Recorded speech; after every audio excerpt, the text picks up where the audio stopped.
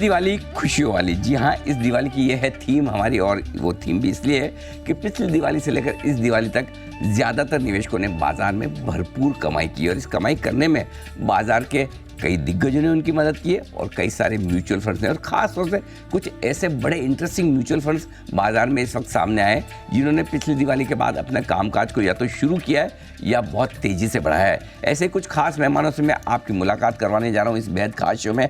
Helios India के CEO Dinshaw ईरानी साहब हमारे साथ कार्यक्रम में शामिल हो चुके हैं, जिन्होंने इसी साल अपने फंड को लॉन्च किया, शुरुआत की। और व्हाइट ऑक कैपिटल म्यूचुअल फंड के CEO आशीष सोमैया साहब भी है, जिन्होंने शुरुआत तो पहले कर ली थी दिवाली से पहले, लेकिन ज़्यादा एक्शन दिवाली के बाद ही आता दिखा है। सर, आप दोनों के लिए तो दिवाली बड़ी जोरदार है इस बार। आशीष जी, मतलब इस दिवाली का हम बहुत साल से वेट कर रहे थे, काफ़ी सालों से इंतजार कर रहे थे, फाइनली। सर, हमारे लिए तो हर एक दिवाली अच्छी रहती है। बहुत बढ़िया, लेकिन ये स्पेशली एक माइलस्टोन है। ये स्पेशल है क्योंकि हमारा NFO अभी आज खत्म होने वाला है। आज लास्ट डे। आज लास्ट डे NFO। अरे क्या बात है। पहली बार म्यूचुअल फंड में कदम रख रहे हैं इतने सालों बाद। बिल्कुल सर, उम्मीद करते हैं कि इस दिवाली पे जो बड़े माइलस्टोन आप दोनों के फंड्स ने छुए हैं, अगली दिवाली पर और ज़्यादा मुस्कुराहट आपके चेहरे पर दिखे। वैसे आमतौर पर निवेशक खुश हैं, इस बार किसी को कोई कंप्लेन नहीं आशीष जी, है ना? नहीं, इनफैक्ट पिछला साल जिस तरीके से गया, जैसे शायद हमको याद होगा हम बात कर रहे थे कि पिछला साल जिस तरीके से गया और ख़राब हो सकता था, लेकिन जितना हो सकता था उतना ख़राब हुआ नहीं। और इस साल तो अगर आप देखें तो मार्च में एक माइनर हिकअप के बाद पैसा बना ही है, तो डेफिनेटली खुश होने के कई कारण हैं, नाराज़ होने का तो कोई कारण नहीं है।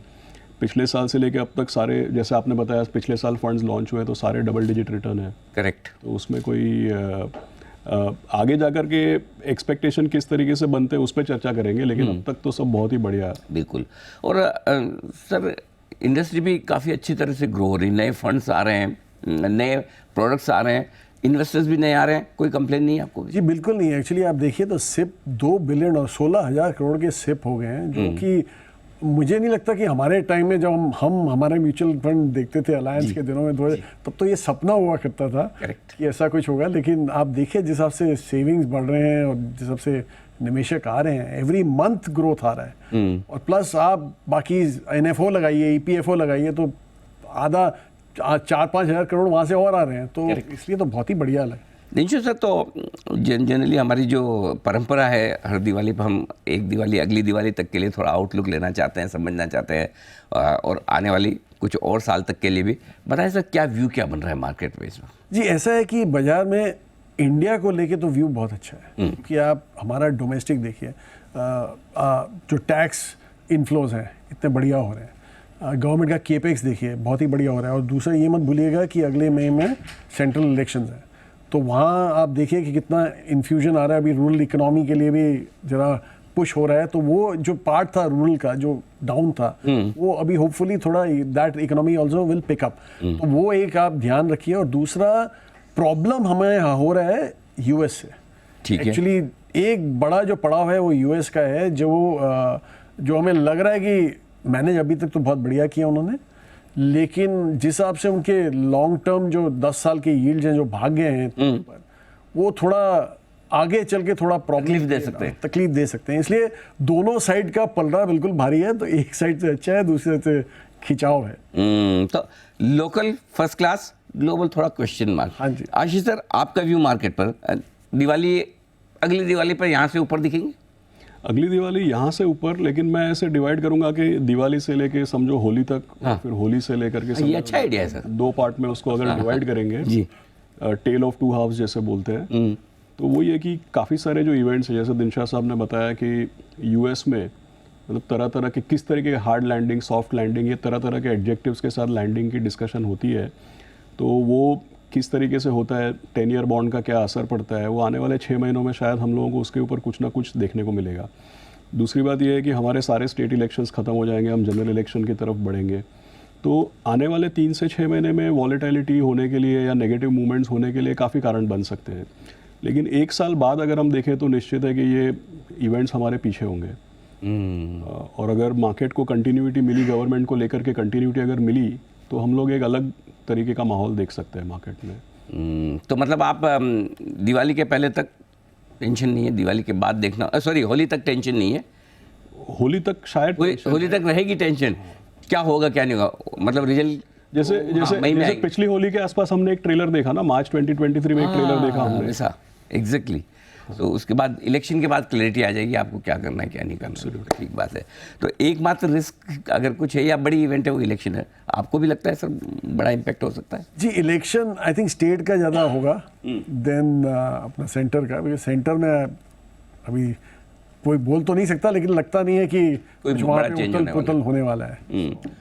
तो स्टेट इलेक्शन तो छोटी मोटी चीज़ है। हाँ जी, वही तो, वो तो आई थिंक मार्केट जो अभी आपने देखा वो बिल्ड इन कर ही रहा है। तो सर एक और जो चीज़ है ग्लोबल मार्केट्स को लेकर जिसका दिनशो सर ने भी थोड़ा जिक्र किया कि अगर चिंता है तो थोड़ी अमेरिका की है। चिंता पिछले साल के मुकाबले में कम रहेगी या ज़्यादा रहेगी? मुझे ऐसा लग रहा है कि जो चीज़ मार्च 2023 में हमको एक ट्रेलर दिखा ना, 3-4 बैंकें उड़ गई। हाँ हाँ। एक बार ऐसा लगा कि भाई अभी इनके आर्थिक व्यवस्था को भारी क्षति पहुंचेगी। तो क्या है कि वहाँ पे जब तक कोई ना कोई ये इशू होता नहीं है, तब तक देखिए क्या होता है कि डॉलर, अगर इंटरेस्ट रेट ऊपर रहता है यूएस का तो डॉलर स्ट्रांग रहता है। डॉलर स्ट्रांग रहता है तो हमारी करेंसी पे प्रेशर आता है, हमारे इंटरेस्ट रेट पे प्रेशर आता है। करेक्ट। तो जब तक वहाँ पे कोई ना कोई ये सारा जो मामला है ये अपने पीछे नहीं हो जाता है वहाँ से, तब तक हम आगे एक हाईवे नहीं देख सकते हैं। वो चैलेंज है हमारे लिए। जैसे अभी तक हम लोग इस लेवल पे हैं क्योंकि हमारे डोमेस्टिक कंडीशंस बहुत स्ट्रांग है। आप समझ सकते हैं कि 2013, 2008-9 पिछली बार जब भी ऐसा माहौल बना है तब तो हम लोग एकदम मैदान के बाहर हो गए थे। करेक्ट। अभी हमारे डोमेस्टिक कंडीशंस इतने स्ट्रांग है कि हम अपने बलबूते पे खड़े हैं यहाँ पे। लेकिन हमारे मार्केट को एक अच्छा एक हाईवे देखने को मिले, उसके लिए यूएस के जो भी इश्यूज हैं वो एक बार उसमें कुछ ना कुछ उसका निकाल आना चाहिए। ये कभी हाँ कभी ना वाला मामला है ना, कभी बोलते हैं ब्याज दर बढ़ाएंगे, कभी बोलते हैं, बड़ा कंफ्यूज है। हाँ। तो जब भी वहाँ पे ऐसा वहाँ की आर्थिक व्यवस्था को लेकर के नेगेटिव डेटा आता है तो ऐसा लगता है कि भाई चलो अब ये लोग ब्याज दर को थोड़ा रोकेंगे, रेज नहीं करेंगे। तो आप देखिए फिर रुपया 81 पे जाता है, फिर हमको भारी एफआई फ्लो देखने को मिलता है। फिर कुछ होता है, फिर बोलते हैं कि नहीं अभी तो ब्याज दर बढ़नी है, तो फिर रुपया 83-84 की तरफ जाता है, फिर एफआई अपना हाथ रोक लेते हैं। तो मुझे क्या लग रहा है कि कहीं ना कहीं कुछ अगर फटना है तो फटे एक बार, फिर हम आगे बढ़ पाएंगे। हाँ, ये बात है, जो होना हो जाए, काम निपटे। अच्छा सर दिनशो सर, ऐसी सिचुएशन में क्या लगता है आपको, क्या अगर ग्लोबल ख़राब हुआ तो हम कम ख़राब होंगे और अच्छा हो तो हम ज़्यादा अच्छे होंगे, ये सोचना ठीक है? जी, एक्चुअली मुझे तो ये लगता है कि ये रेस में हम अभी आगे भाग रहे हैं। हाँ। तो वो तो पक्का है, गिवन है। अगर जो ग्लोबल ख़राब हुआ तो रुपए पे ज़्यादा इम्पैक्ट आएगा, लेकिन आई डोंट थिंक हमारी इकोनॉमी पे इतना इम्पैक्ट आएगा जितना रुपए पे आएगा। तो हम ग्रोथ हमारा एश्योर्ड है, लेकिन यही है कि अगर जो पुल बैक आता है, जैसे अभी आप सीखिए चाइना का भी हालत इतना अच्छा नहीं है। दोनों यूएस और चाइना 25 से 30% ग्लोबल इकोनॉमी का पार्ट है। तो ये दोनों अगर जो पुल बैक करते हैं तो ऑब्वियसली प्रॉब्लम आगे चल के हो सकती है। लेकिन जिस हिसाब से मैंने कहा कि डोमेस्टिक फ्लोज जो हैं आपके 20,000 करोड़ के आसपास हमारे रेगुलर डोमेस्टिक फ्लोज हैं, तो वो एक हद तक आपको संभाल सकेंगे, पर बियॉन्ड दैट थोड़ा ग्रोथ का भी इम्पेटस चाहिए होता है हमें। ये बात सही है। अच्छा अब आते हैं सर हमारे अपने फंड्स पर, हमारे अपने इन्वेस्टर्स पे, बड़े मजबूत है रिटेल वाले। आप तो इतने सालों से देख रहे हैं, इस बार क्या बदलाव दिखा उनमें सर? एक्चुअली रेजिलियंस देखिए सर, क्या है कि अगर हम 2008 का माहौल देखते हैं, 2013 का माहौल देखते हैं, जब भी ये यूएस को लेकर के यहाँ पे प्रॉब्लम हुआ है, टेपर ट्रेंटम बोल दीजिए या आप लेमन ब्रदर बोल दीजिए, तो तभी के जो निवेशक थे वो जिस तरीके से रिएक्ट करते थे, जैसे अभी मार्च में हमने 16,600 देखा। करेक्ट। उसके ऊपर आप देखिए कोई ज़्यादा चर्चा भी नहीं हुई। मतलब 19,900 20,000 लेवल से 16,600 आना, मतलब एक शॉर्ट टाइम फ्रेम में 20-25% की गिरावट। पिछले साल मई 2022 में हमने 15,200 तक निफ्टी देखा। तो 2 बार हमने देखा कि 20-25% की भारी गिरावट आई है, लेकिन इस तरीके का पैनिक नहीं है। इनफैक्ट जब भी गिरावट आती है उसके थोड़े समय बाद इन्फ्लोज म्यूचुअल फंड्स में बढ़ता है। तो नए में मुझे ऐसा लगता है कि अगर आप 10 साल 15 साल पहले देखें तो अभी के जो निवेशक हैं, जो अभी मार्केट में आए हैं, इनका मेरे को लगता है educational background, socio economic background, risk appetite, ये बहुत ही अलग है। क्योंकि 15-20 साल पहले जो लोग थे उनको पैसा गंवाने का वाकई में डर था। हमारे जनरेशन में जो लोग थे उन्होंने इतना कैपिटल, इतना पैसा, ये बात तो सही है, देखा नहीं ना। मतलब अगर हमारे घर में समझो 2-5 लाख का नुकसान हो जाए, और ये बड़ा काम हो जाता था। बहुत मतलब उसका लॉन्ग आस लग जाती थी। हमारा मतलब फ्यूचर शायद डिसरप्ट हो जाए उस सही बात तरीके है, का। बिल्कुल बिल्कुल ठीक लेकिन आज जो बंदा 25 साल का है उसका ठीक बना लेंगे, मतलब हाँ, वापस कर लेंगे ऐसा, कॉन्फिडेंस लेवल अलग है। अच्छा सर, बड़ी चर्चा है आजकल वो मिड कैप लार्ज कैप के बीच में चलती है। पैसा मिड कैप स्मॉल कैप में बनता है, पसंद लार्ज कैप आते हैं, तो इन्वेस्टर क्या करे फिर ऐसे में? जी एक्चुअली एक चीज़ मैं ऐड करना चाहूँगा यहाँ पे कि मुझे याद है कि जब मैं अपने डैडी को मैं बोलता अगर जो कि मुझे गाड़ी चाहिए लोन पे, तो ऐसी मार पड़ती मुझे कि बेटा पहले कमा ले खुद। हाँ। तो सेविंग्स का तो बिल्कुल ही बराबर बोलेंगे कि आजकल तो वो रिवाज है ही नहीं, आप बाजार में डालो और कमाओ और गवाएगा तो ठीक है। अच्छा, दूसरा आपने ये बोला मिड कैप स्मॉल कैप की जो बात की आपने, उसमें ऐसा है कि एक्चुअली आज की तारीख में ऐसा लग रहा है कि थोड़ा स्ट्रेच हो गया, क्योंकि आप देखिए इंडेक्स को, तो इंडेक्स काफ़ी हद तक मिड कैप स्मॉल कैप का काफ़ी हद तक ऊपर है as compare to large cap. तो हमें आज की तारीख में यही लग रहा है कि लार्ज कैप एक सेफ जगह है जहाँ पे आप रह सकते हैं। और अगर जो जैसे मैंने बोला ग्लोबली उथल पुथल आया, तो ऑब्वियस है कि पहले करेक्शन आपको मिड और स्मॉल में ही दिखेगा और काफ़ी बड़ा करेक्शन भी दिख सकता है। ये बात सही है। तो फिर दोनों सर वो है ना, रिटर्न तो चाहिए मिड कैप स्मॉल कैप वाले आशीष जी, और सेफ्टी चाहिए लार्ज कैप वाली, कोई फॉर्मूला बताओ ना सर। नहीं तो अगर आप ये म्यूचुअल फंड्स में तो हर चीज़ का सोल्यूशन है एक्चुअली, अगर आप देखेंगे बस वही बता दीजिए। तो क्योंकि सबसे बड़ा कैटेगरी तो म्यूचुअल फंड्स का है, फ्लेक्सी कैप, मल्टी कैप, यही होता है। और वाकई में ये सही भी है कि मिक्स्ड एसेट एलोकेशन, देखिए या तो अपने पोर्टफोलियो लेवल पे आप सारे पिक कर लीजिए large cap, mid cap, small cap, या तो अगर म्यूचुअल फंड में लगा दे तो ऐसे म्यूचुअल फंड में लगाइए जहाँ पे ऑटोमेटिकली आपका large cap, mid cap, small cap पूरा एक्सपोजर बरकरार रहे और आपको वॉलेटिलिटी, जैसे बैलेंस फंड्स है, बैलेंस एडवांटेज फंड्स है, फ्लेक्सी कैप है, मल्टी कैप है, जहाँ पे पूरी की पूरी मैंडेट ओपन है, फंड मैनेजर अपने आप ही कर सकते हैं। तो सॉल्यूशंस तो हर तरीके के हैं। किसी भी एक, देखिए आज का प्रॉब्लम क्या है, अगर मैं म्यूचुअल फंड्स की बात करूँ तो पिछले 6 महीने में मैक्सिमम पैसा स्मॉल कैप और मिड कैप में आ रहा है। और वो कई बार हमको ऐसा डर लगता है कि भाई पिछले 6 महीने का रिटर्न देख करके लोग अपना मन बनाते हैं। तो सोचने वाली बात क्या है कि जहाँ पे भी आप ओवर एक्सपोज्ड हैं, जहाँ पे भी आप ओवर एक्सपोज्ड हैं, जहाँ पे भी कम समय में बहुत पैसा बन गया है, उसको एक्स्ट्रापोलेट मत करिए, उसको उतना का उतना बनेगा, वो जो गलत फहमी रहती है हाँ वो नहीं होने वाला है। बिल्कुल नहीं, वो ध्यान रखना चाहिए। इंटरेस्टिंग। तो मतलब थोड़ा सा रिटर्न्स की जो आपकी कमाई करने की जो उम्मीदें हैं, थोड़ी उसको कम कर लें, पैसा तो बन जाएगा, थोड़ा सा पोर्टफोलियो प्रॉपर बना लें। आइए हमारे साथ इस खास शो में एक और बेहद खास मेहमान शामिल हो रहे हैं। एस लैंसडाउन इन्वेस्टमेंट्स के को फाउंडर और मैनेजिंग पार्टनर विक्रम कोटक साहब भी हमारे साथ कार्यक्रम में आ चुके हैं। बहुत बहुत स्वागत है विक्रम जी, आपको सबसे पहले तो दिवाली की बहुत बहुत शुभकामनाएं। आपको भी और आपके सारे दर्शकों को। बिल्कुल सर, दोनों बहुत बुलिश है सर आपके आने के जस्ट पहले। उन्हें बहुत अनाप शनाप जबरदस्त भयंकर तेजी होगी इंडिया में, आप इनसे ज़्यादा हैं। इंडिया में बेरिश रहने का कोई लॉजिक नहीं है जी। शॉर्ट टर्म प्रॉब्लम्स आते रहेंगे, बट मेरा ये मानना है कि इंडिया अपनी इंडिया की क्रिकेट टीम की तरह है कि पहले क्या होता था, हमारा पता नहीं चलता कि हम बॉलिंग में ज़्यादा अच्छे बैठ रहे हैं, बैटिंग में अच्छे ज़्यादा बैठ रहे हैं। तो हमारा ऑलवेज डिपेंडेंसी रहता था कि एफआई का फ्लोज आएगा तो हम बढ़ेंगे, फिर नीचे जाएंगे, फिर ऊपर जाएंगे। तो एफआई ड्रिवन मार्केट था, यानी बॉलर अच्छा करेगा, बैट्समैन अच्छा करेगा, पता नहीं था। अब ये हो गया है कि हर टीम को हम 250 से हराते हैं। बिल्कुल ठीक बात है। राइट, तो 250 का गैप क्यों हो रहा है? क्योंकि आपकी बैटिंग भी सुधर गई है, फील्डिंग भी सुधर गई है, बॉलिंग भी सुधर गई है। मेरा कहने का मतलब कि एफआई फ्लोज इंपॉर्टेंट है इंडिया के लिए, उस पर डिपेंडेंसी नहीं है। एसआईपी फ्लोज, जैसे आशीष बता रहे थे म्यूचुअल फंड के बारे में, तो म्यूचुअल फंड में एसआईपी फ्लोज कंटिन्यूसली आ रहे हैं और ये तो भी शुरुआत है। क्योंकि हम अभी 3.5-4% लोग अभी म्यूचुअल फंड सोचते हैं, मतलब 50% भी हो सकता है देश में, क्यों नहीं हो सकता है? करेक्ट। और वो भी एंटरप्रेन्योर कंट्री है, ऐसा नहीं है कि भाई हम कोई छोटी कंट्री है, कोई अननोन कंट्री है। वियतनाम, मैक्सिको, ब्राजील में 40% के ऊपर फाइनेंशियल सेविंग इक्विटी में आती है, तो हम तो अभी तो बहुत 5-6-7% में बैठे हुए हैं। तो मुझे लगता है ये बहुत अच्छी अपॉर्चुनिटी है।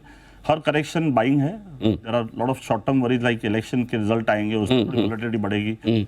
जीडीपी, ग्लोबल जीडीपी बहुत स्लो डाउन में जा रहा है। इंटरेस्ट रेट साइकिल टफ रहने वाली है डिस्पाइट स्लो डाउन, क्योंकि इन्फ्लेशन हर जगह पे काफ़ी फ्लक्स में है, काफ़ी रिजिड इन्फ्लेशन है अनफॉर्चुनेटली। एंड जियोपॉलिटिकल हमेशा रहने वाला है सर पे, एक और चालू था, अब दूसरी और चालू हो गई है। अभी पता नहीं कल ताइवान चाइना खड़ा हो जाएगा, बोलता है मुझे भी और करनी है, यू नेवर नो। ये सब के बीच में इंडिया मुझे लगता है सबसे हॉटस्पॉट रहेगा, सेफेस्ट स्पॉट रहेगा। जैसे मैंने बताया, इंडियन टीम जैसे बैटिंग कर रही है, ऐसे इंडिया की इक्विटी मार्केट बैटिंग कर रही है। तो मुझे बहुत ज़्यादा कोई टेंशन नहीं लग रहा है। ऑफ कोर्स थोड़े करेक्शन आ सकते हैं, but that will be a buying. Simple एक फॉर्मूला, जब भी करेक्शन मिले लेना ही है। ले बस, अब अगले 10 साल पूछो ही मत। 10 साल पूछो ही मत, आप लेते रहो बस हर टाइम। मैं तो अगली दिवाली पूछने वाला था, आपने 10 साल का बता दिया एकदम। तो अब वो मैंने जो बताया था ना बहुत अनावश्यक जरूरत से मैंने जानबूझ के बोला था कि आप पता है उससे ज़्यादा लेकिन जो लोगों के मन में ये है कि भाई एक तरफा 2-3 साल से हम तेज़ी देख रहे हैं, बढ़िया पैसा भी बना है, आमतौर पर थोड़ा सा सावधान होने की इच्छा होती है, स्पेशली इलेक्शन ईयर है, तो क्या वाकई में कुछ प्रॉफिट बुक करके लोगों को हल्का रहना चाहिए या फिर इलेक्शन की तरफ देखो मत आगे बढ़ो? नहीं, प्रॉफिट बुक नहीं करना चाहिए मेरे हिसाब से, नीचे में लेना चाहिए, क्योंकि प्रॉफिट बुक कौन करे जिसका पूरा इन्वेस्टेड है। हम तो पूरे इन्वेस्टेड ही नहीं है अभी तो। हाँ, ये बात तो इन्वेस्टेड ही नहीं है तो प्रॉफिट बुक कहाँ करेंगे। और पिछले 2 साल में निफ्टी बढ़ा कहाँ है, 10% निफ्टी बढ़ा है, 10-11%। निफ्टी का अब जो बाजार चला ही नहीं है एक्चुअली, हम तो ग्लोबल के साथ चल रहे हैं। ये 1 साल में थोड़ा मिड कैप में सेक्टर स्पेसिफिक तेजी आई है, कैपिटल मार्केट या डिफेंस या कैपिटल गुड्स रिलेटेड एरिया में, बट पूरी तेजी कहाँ है। ऐसे बहुत सारे स्टॉक्स हैं जो कोविड जनवरी 20 के लेवल पे भी नहीं पहुंचे हैं, ऐसे बहुत सारे स्टॉक्स हैं इंडिया में। और कुछ बड़ा न बड़ा हो, मैं एक चीज़ बता सकता हूँ आपको, सुन के मेरा खून तो बढ़ गया है एकदम, मतलब एकदम जोश भी बढ़ गया है और थोड़ा ब्लड सर्कुलेशन भी। जी अनिल जी, एक चीज़ बता दूं, जो आपने पूछा कि प्रॉफिट बुक करना चाहिए कि नहीं। एक्चुअली अगर जो निवेशक म्यूचुअल फंड में है तो उसको तो घबराना ही नहीं चाहिए, क्योंकि जो फंड मैनेजर है, अगर जो प्रोएक्टिव है, वो ऑलरेडी उनके बिहाफ पे तो कर ही रहा है। जैसे इन्होंने बोला फ्लेक्सी कैप सबसे बड़ा कैटेगरी इसीलिए है क्योंकि वो शिफ्ट चलता रहता है मिड कैप स्मॉल कैप से लार्ज कैप में वगैरह, वो सब तो वो आई थिंक मैनेजर के ऊपर छोड़ दीजिए, अगर जो आप। हाँ, ये बात सही है। हाँ भाई, अगला आपसे फीस भी ले रहा है तो और एक्सपर्ट भी है, उसके बाद समय भी है, टाइम भी है, एनर्जी है, समझदारी है, तो फिर उनको करने दीजिए।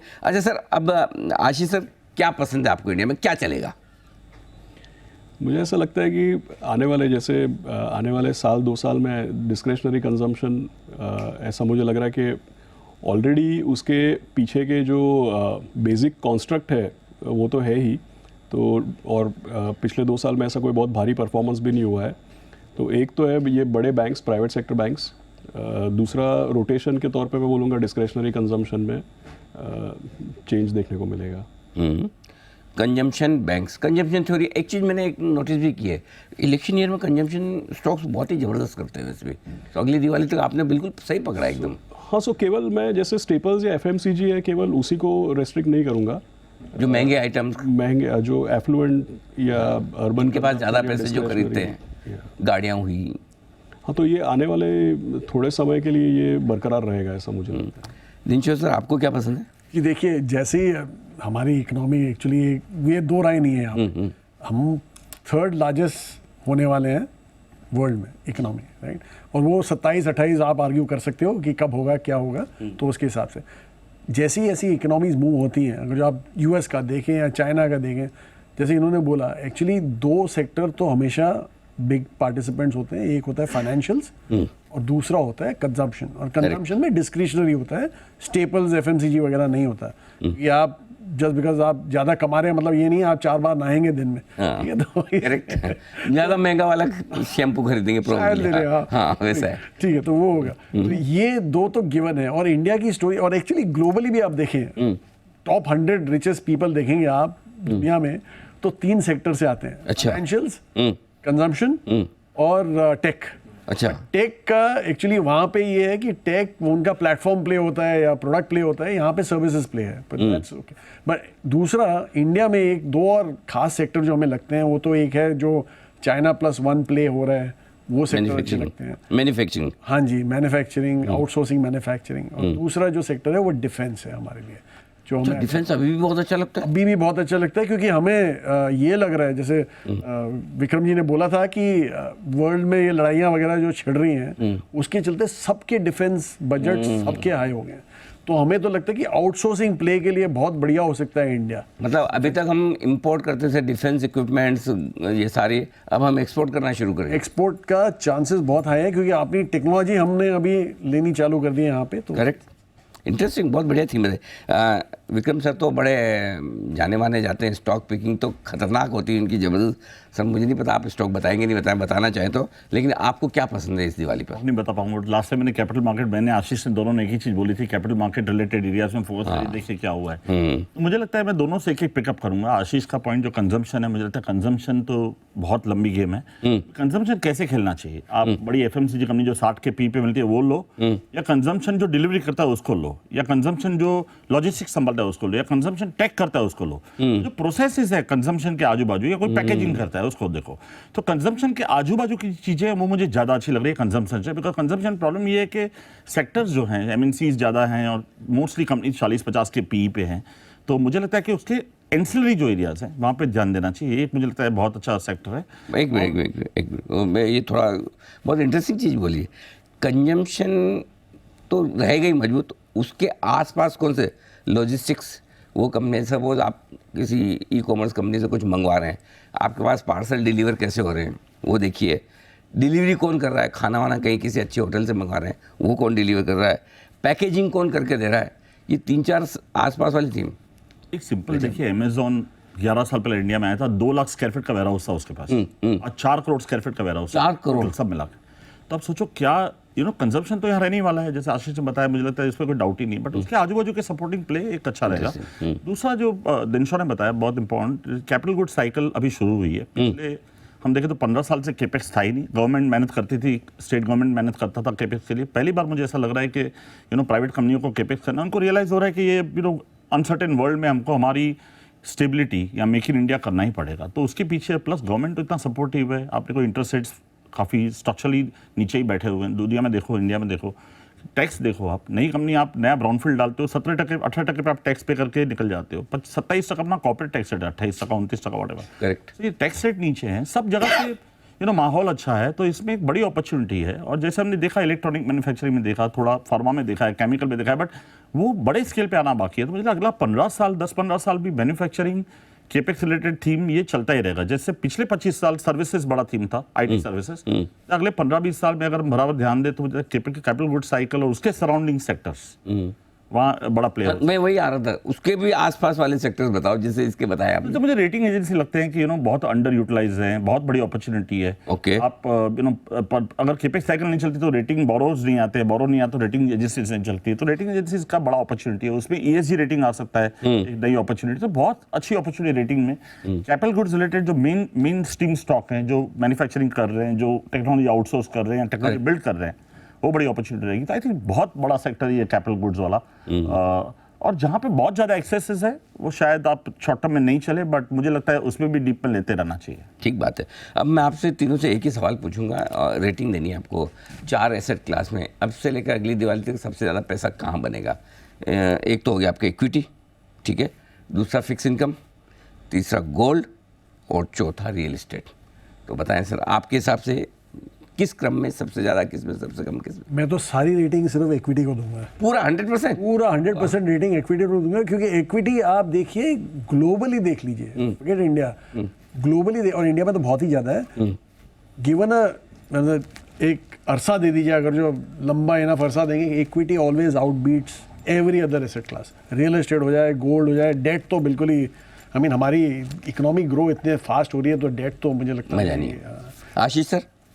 सो अगर प्योरली, मतलब मैं सहमत हूँ दिनशा जी से, लेकिन प्योरली अगर मेरे ख्याल में अगर आप इस दिवाली से अगली दिवाली की अगर आप बात करते हैं तो ये बहुत ही यूनिक काइंड ऑफ माहौल है। और मैंने पहले भी बताया कि फर्स्ट हाफ यहाँ से लेके होली अलग देखेंगे और होली से फिर दिवाली अलग देखेंगे, तो ये काफ़ी यूनिक माहौल है। और मुझे ऐसा लगता है कि अगर बॉन्ड में पैसा नहीं बनेगा तो फिर इक्विटी में पैसा बनना भी मुश्किल ही है, क्योंकि क्या है कि ब्याज दर अगर नीचे नहीं आते हैं, समझिए कि यूएस में पॉलिसी चेंज नहीं होती है, ब्याज दर अगर कंट्रोल में नहीं आते, यूएस डॉलर अगर अपनी स्ट्रेंथ नहीं छोड़ता है, और तो हमारे यहाँ पे भी इंटरेस्ट रेट्स इसी लेवल पे रहेंगे।